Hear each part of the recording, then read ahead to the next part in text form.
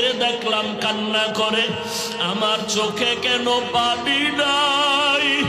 গুনার কারণে আমার মাওলা বুঝি বেজার। ও মা, আমি তওবা করেছি, আর গুনাহ করব না রে মা, আর কষ্ট দিব না। তুমি আমার মাথায় হাতটা দিয়ে দোয়া করিয়া দাও। মাকে যদি বলতে পারো রে বাবা, দেখবি মায়ের চোখে পানি। মা তোর মাথায় হাত দিয়ে বলবে, বাবা আয় আয় আয়। আমি কলিজা ভরে দোয়া করে দেই, হাতটা দিয়া ডাকবে,